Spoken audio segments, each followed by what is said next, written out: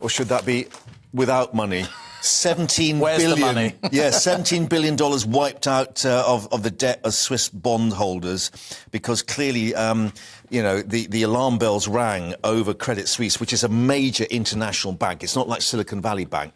It matters when they go west. All this stuff seems so otherworldly to 99% of people. I totally understand that. But lots of GB News viewers and listeners will remember what happened in 2008 when global banks were solid until suddenly they weren't. We had a run on a bank in the UK for the first time since the mid-19th century. Northern Rock closed. We are not yet in that situation. We are by no means yet in a 2008... Bank of England saying the banking system is safe and sound. Well, as Mandy Rice-Davies said... They would say that. They would say that, wouldn't they? But I'm not here to spread doom and gloom. I'm not here to spread alarm. I have been looking at the situation quite closely and talking to quite a lot of people in the markets. The difference between what happened a couple of weeks ago with Silicon Valley Bank, of course, the US branch was folded, the UK subsidiary was bought by HSBC, a major British bank, and that seems to be quite stable. I genuinely think the Bank of England and the Treasury did a good job. Whether there really is no cost to the taxpayer, let's wait and see. I think the Prime Minister's over-egged that particular statement, with all respect to him. But this is a different league. This is Credit Suisse, what used to be CSFB, Credit Suisse First Boston. This bank is one of the 30 systemically important banks in the world. It is literally too big to fail.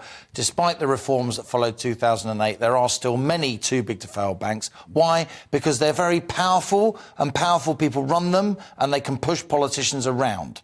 That's the reality of our banking industry across the world.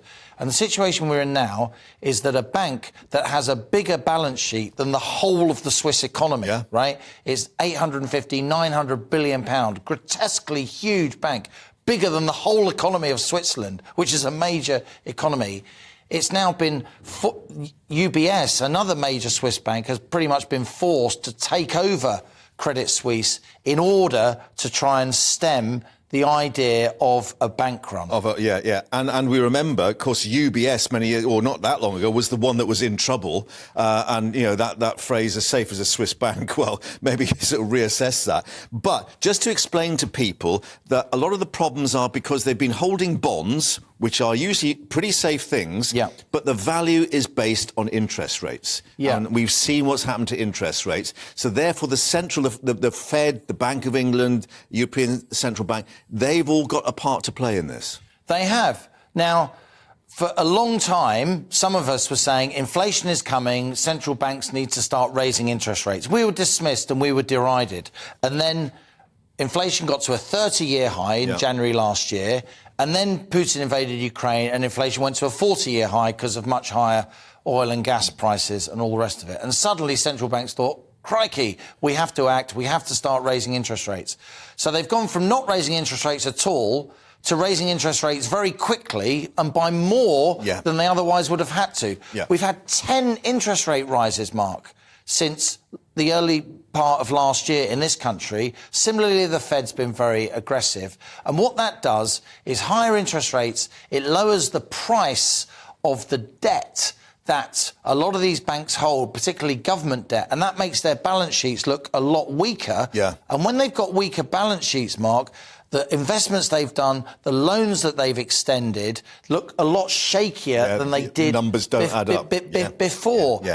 So we've got an interest rate we've got an interest rate decision coming up. What happens now? Because obviously the Bank of England is meeting this week. We've got the European Central Bank that raised by half a point, 0.5%. Are they going to think we've got to hold off a little bit? And, what does that then do for inflation? We have indeed got another interest rate decision on Thursday, but the really big news event financially this week is on Wednesday, when the Federal Reserve, America's central bank, by far and away the most important central bank in the world, will decide. I actually think, despite doing lots of interest rate rises, I actually think because the banking system across the world is starting to look a bit shaky, the share prices of other banks have fallen, even quite big banks, because if Credit Suisse is vulnerable, then who else is going to be vulnerable? The Fed, I think, on Wednesday will avoid an interest rate rise. I think the Fed will keep rates where they are. That then gives the Bank of England scope to keep rates where they are. The best outcome here is that the interest rate rises stop, OK, and the banking system gets through this squall. That's the best scenario. Yeah.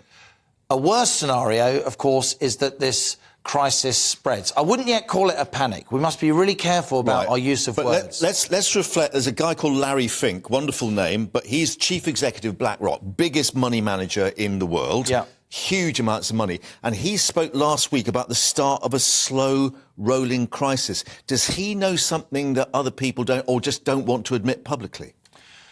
Well, I think these big money managers, I don't know why we take them seriously. They can position themselves in the markets and then they say things that everybody reports as if they're come in and buy cheap, as if they're the masters of the universe. I mean, I'm not accusing Larry Fink in particular of anything, but we listen to these people as if they're some kind of seers, and they've so often proved wrong in their assessments.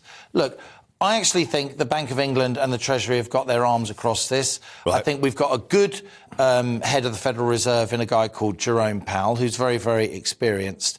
This is not yet a panic by any means, but we do need to be mindful, and businesses across the UK, people buying and selling houses, this is going to start to affect our normal lives, even though the events that we've been talking about, Mark, seem to so many people a million miles away. In a different universe, yeah. Anyway, FTSE 73.58, up 22, 23 points. It's steadying a bit. So that's the main London share market. For now, it looks as if we may get through this, but things can change.